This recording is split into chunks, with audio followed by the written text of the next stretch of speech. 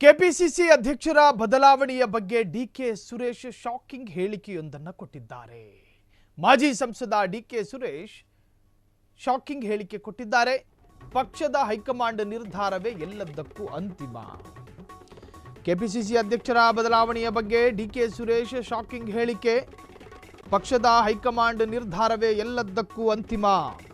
ಮುಖ್ಯಮಂತ್ರಿ, ಶಾಸಕರು, ಮಂತ್ರಿಮಂಡಲದ ಸದಸ್ಯರು, ಡಿಕೆ ಶಿವಕುಮಾರ್ ಸೇರಿದಂತೆ ಪ್ರತಿಯೊಬ್ಬರಿಗೂ ಹೈಕಮಾಂಡ್ ನಿರ್ಧಾರವೇ ಅಂತಿಮ ಅಂತ ಹೇಳಿ ಡಿಕೆ ಸುರೇಶ್ ಹೇಳಿದ್ದಾರೆ. ಸಿಎಂ ಕುರ್ಚಿಗೆ ಹಿಂದೆ ಸ್ಪರ್ಧಿಸಿದ್ದವರು ಈಗ ಹಿಂದೆ ಸರಿದಿದ್ದಾರೆ. ಡಿಕೆಶಿ ಮುಖ್ಯಮಂತ್ರಿ ಸ್ಥಾನದ ಆಕಾಂಕ್ಷಿ ಕುರಿತು ತನಗೆ ಯಾವುದೇ ಮಾಹಿತಿ ಇಲ್ಲ. ಸಚಿವ ಸಂಪುಟ ಪುನರ್ರಚನೆ ಮುಖ್ಯಮಂತ್ರಿಗಳ ಪರಮಾಧಿಕಾರವಾಗಿದ್ದು ಹೈಕಮಾಂಡ್ ಅಪ್ಪಣೆ ಪಡೆದು ಅವರು ಕಾರ್ಯನಿರ್ವಹಿಸುತ್ತಾರೆ.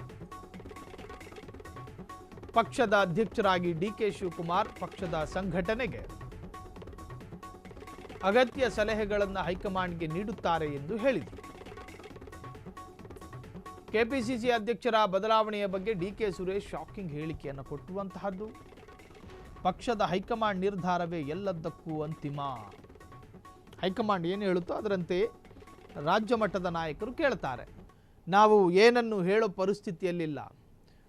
ಕಾಂಗ್ರೆಸ್ ಎನ್ನುವಂಥ ಒಂದು ರಾಷ್ಟ್ರೀಯ ಪಕ್ಷ, ಅದಕ್ಕೊಂದು ಹೈಕಮಾಂಡ್ ಇದೆ. ಹೈಕಮಾಂಡ್ ನಾಯಕರು ಏನು ತೀರ್ಮಾನ ಮಾಡ್ತಾರೋ ಅದರಂತೆ ರಾಜ್ಯ ನಾಯಕರು ಕೂಡ ಬದ್ಧರಾಗಿ ಇರ್ತಾರೆ.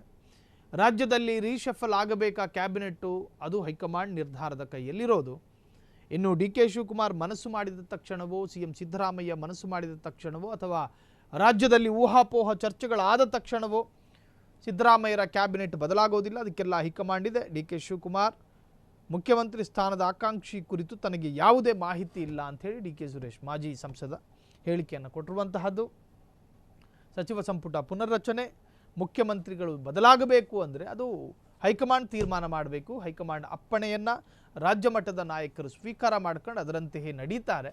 ಕೆಪಿಸಿಸಿ ಅಧ್ಯಕ್ಷರ ಬದಲಾವಣೆ ವಿಚಾರವಾಗಿ ಸುರೇಶ್ ಹೇಳಿರುವಂತಹದ್ದು. ಪಕ್ಷದ ಹೈಕಮಾಂಡ್ ನಿರ್ಧಾರವೇ ಎಲ್ಲದಕ್ಕೂ ಅಂತಿಮ. ಮುಖ್ಯಮಂತ್ರಿ, ಶಾಸಕರು, ಮಂತ್ರಿಮಂಡಲದ ಸದಸ್ಯರು, ಡಿಕೆ ಶಿವಕುಮಾರ್ ಸೇರಿದಂತೆ ಪ್ರತಿಯೊಬ್ಬರಿಗೂ ಕೂಡ ಹೈಕಮಾಂಡ್ ನಿರ್ಧಾರವೇ ಅಂತಿಮ. ಸಿಎಂ ಕುರ್ಚಿಗೆ ಹಿಂದೆ ಸ್ಪರ್ಧಿಸಿದ್ದವರು ಈಗ ಹಿಂದೆ ಸರಿದಿದ್ದಾರೆ. ಡಿಕೆಶಿ ಮುಖ್ಯಮಂತ್ರಿ ಸ್ಥಾನದ ಆಕಾಂಕ್ಷಿ ಕುರಿತು ತನಗೆ ಯಾವುದೇ ಮಾಹಿತಿ ಇಲ್ಲ. ಸಚಿವ ಸಂಪುಟ ಪುನರ್ರಚನೆ ಮುಖ್ಯಮಂತ್ರಿಗಳ ಪರಮಾಧಿಕಾರವಾಗಿದ್ದು ಹೈಕಮಾಂಡ್ ಅಪ್ಪಣೆ ಪಡೆದು ಅವರು ಕಾರ್ಯನಿರ್ವಹಿಸುತ್ತಾರೆ.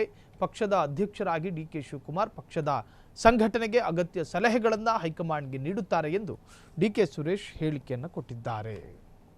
ಕ್ಷಣ ಕ್ಷಣದ ಸುದ್ದಿಗಳಿಗಾಗಿ ಫ್ರೀಡಂ ಟಿವಿ ಸಬ್ಸ್ಕ್ರೈಬ್ ಮಾಡಿ, ಲೈಕ್ ಮಾಡಿ ಹಾಗೂ ಫಾಲೋ ಮಾಡಿ. ಹೊಸ ಸುದ್ದಿಗಳ ನೋಟಿಫಿಕೇಶನ್ಗಾಗಿ ಬೆಲ್ ಐಕಾನ್ ಮೇಲೆ ಕ್ಲಿಕ್ ಮಾಡಿ.